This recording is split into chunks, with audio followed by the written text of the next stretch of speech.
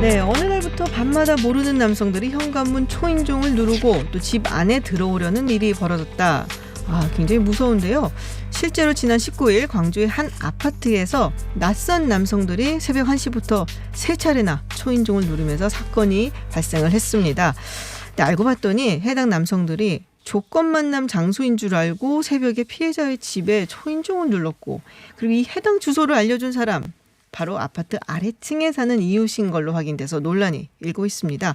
어떻게 된 일인지 승재현 한국형사정책연구원 연구위원과 함께 짚어보겠습니다. 어서 오세요. 네, 안녕하십니까. 네, 자, 한밤중에 남의 집 초인종을 눌렀다라는 남성들이 조건 만남 장소인 줄 알고 갔다. 참, 조건 만남 장소인 줄 알고 가니 뭐 어떻게 된 거예요? 사실 네. 입에 담기도 싫은 그러니까요. 사건인데요. 참. 뭐 그것도 20대부터 40대 남성들이 어떤 랜덤 채팅 앱이라 그래서 그냥 네네. 이렇게 불특정하게 어떤 채팅 앱에 들어와서 이렇게 대화를 나누다가 그 중에서 뭐 나 미성년자, 미자라고 이제 저희들이 줄여서 얘기를 네네. 하는데 나 미자다. 그리고 오늘 집에 이제 아무도 없으니까 집에 놀러 와라. 집에 놀러 오면 일정 부분 그 남성들이 원하는 어떤 성적 욕구를 채워줄 수 있다. 이런 형태의 말들이 오고 갔는가 봐요. 네네. 그러니까 이 남성들이 그걸 또 고지고대로 믿고 그 아파트로 가네요. 그것도 새벽 1시에 가고 새벽 4시에 가고 다음 날 아침에 다시 11시 정도에 갔다. 이런 이제 네네. 내용들이 나오고 그 이제 집주인의 입장에서는 그게 사실 다르게 여전히 반전이 하나 일어나는데 원래 그게 미성년자가 랜덤 채팅 앱에 돌았는 게 아니라 네. 원래는 층간 소음이 조금 발생을 했는가 봐요. 그래서 이제 그 층간 소음에 이제 좀 안 좋았겠죠. 서로. 마음이 아팠던 네. 사람이 그 랜덤 채팅 앱에 위층 주소를 이제 올리면서 여기로 오면 된다라고 얘기했으니까 이제 위층에 올라가게 됐는 거예요. 그리고 위층에 있는 그 사람 입장에서는 참나.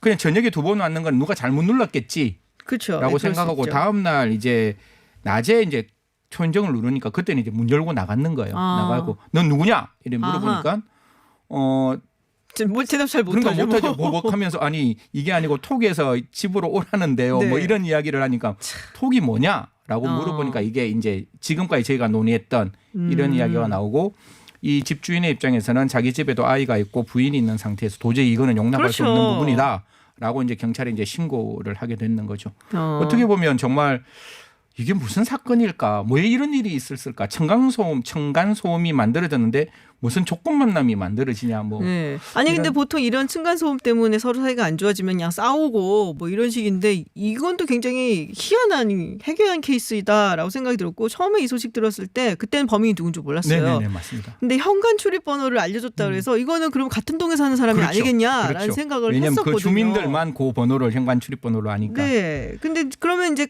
잡았잖아요. 네네. 네. 이 뭐 아래층에 사는 네, 범인을. 그럼 어떻게 되는 거예요? 무슨 혐의인가요, 이게 이제 그 국민들께서 또 청취자들께서는 이게 간접정범이라는 굉장히 이렇게 간접정범? 형법상에 나오는 굉장히 독특한 개념이 나오는데 네. 쉽게 말하면 이런 거예요. 이제 6살짜리 5살짜리 아이가 있는데 네. 그 아이한테 조기 가면 저 비싼 시계가 있으니까 그 시계를 좀 가지고 와봐. 네. 내가 사탕 하나 줄게. 예, 이렇게 예. 해서 5살 아이는 그냥 사탕 먹고 싶은 마음에 네. 그 시계 있는데 가서 시계를 딱 가지고 오면 네. 5살짜리 아이기 때문에 처벌 못 받거든요. 그러니까 처벌 못 받는 상황. 그 아이를 이용했을 때 네. 아이는 처벌할 수 없지만 그걸 이용했는 뒤에 있는 어른을 처벌하겠다. 네네네. 이게 이제 간접정범 아하. 첫 번째고 두 번째는 저희들이 이제 교과서에서 많이 들은 예인데 의사가 환자를 죽이고 싶은 거예요. 근데 직접 죽이고 싶지는 직접을 못 죽이니까 끔찍한데요. 네. 간호사한테 독약을 주면서 이게 환자에게 주는 약물이니까 약물을 주사를 해라.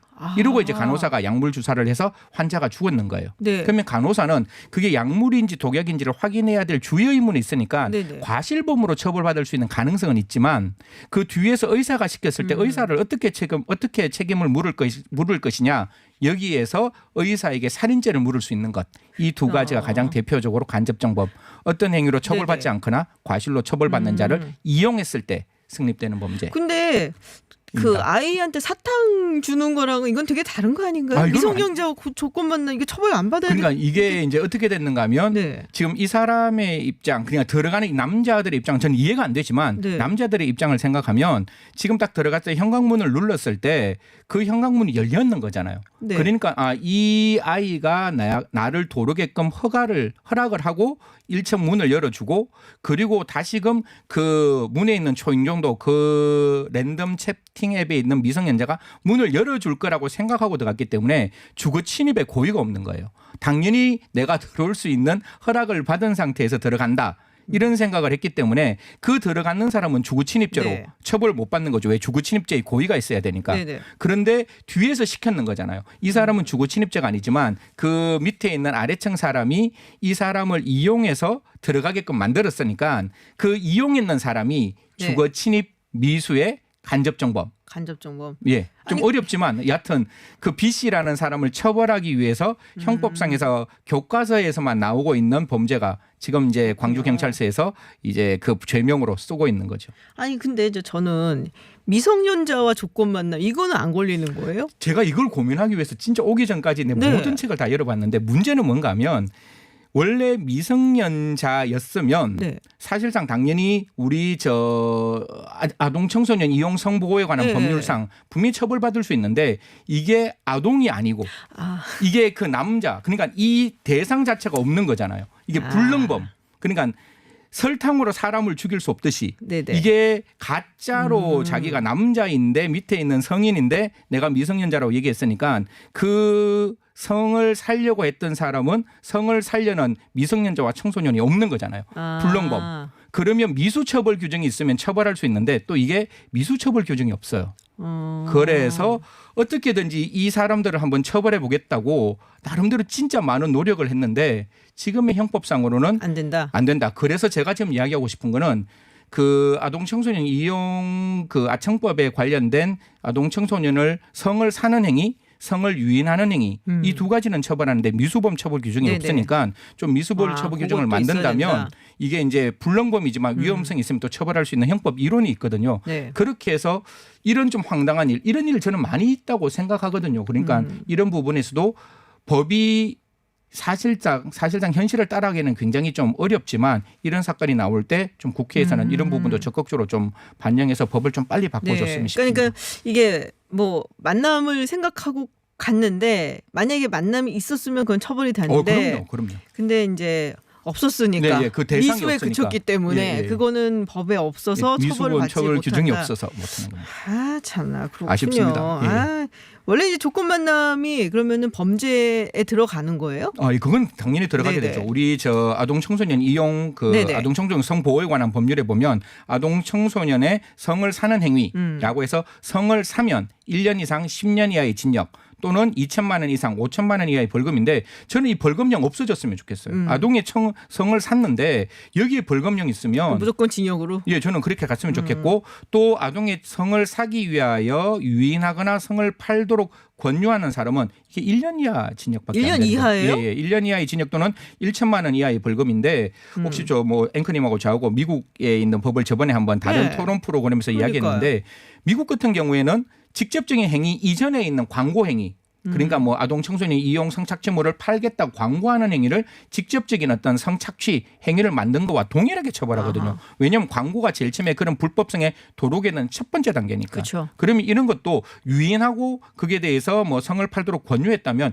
이 행위도 굉장히 저는 법리상으로 책임의 원칙에 따라서 어떤 비난 가능성은 적다 할지라도 그 행위 불법은 되게 큰 네네. 그 행위라면 1년 이하의 징역은 조금 지양되어야 되지 않느냐. 그러니까요. 1년 이하는 너무 약한 것 같다는 그러니까 생각이 그냥 할래 예. 이렇게 물었을 때 결국 이게 1년 이하라서 징역으로는 전혀 안 가고 네. 벌금으로 거의 다 이제 갈 수밖에 없는 그런 상황인 거죠. 제가 모신 김에 이것도 여쭤볼게요. 지금 서초경찰서에서 이 북한 이탈자들의 이제 신변보호, 경찰들이 신변보호를 하잖아요. 이제 네네. 좀 관리도 좀 하고. 근데 그중에 이제 북한 이탈 여성을 무려 19개월 동안 성폭행한 경찰이 있다. 그래서 굉장히 충격적입니다. 네네. 이게 드러나기도 굉장히 힘든가 봐요. 이런 사실들이. 사실 이게 네. 그 탈북해서 온 여성들의 입장에서는 우리나라에서 기댈 곳도 없고 우리나라에서 어떤 도망칠 곳도 없는 상황에서 자기가 유일하게 기댈 수 있는 곳이 그러한 어떤 탈북자 신변 보호를 하는 담당관들과의 네. 어떤 관계에서 라포 그러니까 어떤 거는 유대 관계가 잘 네네. 만들어질 수 있기 때문에 이거를 악용하는 경우가 많은 거예요. 아. 그래서 이게 위력에 의한 간음죄 지금 아마 네네. 전수미 변호사도 위력에 의한 간음죄로 분명히 집어넣었는데 처음에 어떻게 했는가 하면 2010년부터 2018년까지 탈북자에 관한 동향 보고서를 하면서 좀 도와달라. 네. 변형적인 방법이거든요. 아하. 도와달라고 이야기를 하면서 약 19개월 동안 12번에 걸쳐서 이러한 성폭행을 했는 아, 참나. 사실이 이제 발견되기 때문에 근데 이게 이런- 많다면서요? 이게 36%나 된다고. 네. 그 북한 이탈 여성 중에 36%가 남한에 들어온 다음에 성폭력 피해를 겪었다. 이게 이제 전수미 변호사가 네. 사실 이 통일과 관련된 그 일도 좀 많이 했는 네네. 거고 법무부에서도 이게 통일 법무과에서 일을 해서 이런 어떤 탈북 그 여성들에게서 굉장히 많은 도움을 주고 있는 변호사인데요. 사실 북한에서 갖고 있는 그 생각입니다. 이건 대한민국의 생각이 네네. 아니라 북한에서는 성의 문제를 제기하면 여자가 좀 문란하고 품행이 단정하지 못하다 이런 어떤 북한식의 사고방식이 네네. 있으니까 저희들이 했을 때는 지금 말했을 때 성희롱이란 개념 그다음에 우리가 말하는 성폭행이라는 개념은 우리는 굉장히 성인지 감수성이 늘어나 있지만 네. 그쪽 분들한테는 그게 오히려 더 부끄러운 아, 말하면 그런 어떤, 부끄럽고 예, 부끄러운 옛날 상황. 우리 그렇죠, 같네요. 그렇죠. 사실은. 그렇게 되었기 네. 때문에 이걸 악용하는 거죠. 왜냐하면 아. 여기 있는 사람들은 그 사람들이 이런 어떤 사고를 갖고 있다는 걸 알고 있다. 아. 그래서 이런 부분에 대해서 이 정도 해봤자 사실상 그렇게 얘기도 특별하게 못하고 얘기를 못할 신고도 안 거다. 한다. 예, 그렇게 해서 악용했다는 점이 지금 있는 어떤 이 사건이 골마 터지게 되는 부분인데요. 그래서 저는 그렇게 생각합니다. 이게 담당관들이 많다 보니까 이런 문제가 발생했다라고 네. 치부할 수도 있지만 많기 때문에 더더욱 교육을 잘해야 되고 거기에 담당하시는 분들은 더더욱 성인지 감수성이 더욱 강하게끔 될 수 있도록 저희들이 교육과 어떤 여러 가지 어떤 사후 대책을 만들어야 한다고 생각합니다. 네, 알겠습니다. 오늘 복잡한 형법 이야기 굉장히 쉽게 간단하게 풀어서 말씀해 주셨습니다. 네, 승재현 한국형사정책연구원 연구위원이었습니다. 오늘 고맙습니다. 감사합니다.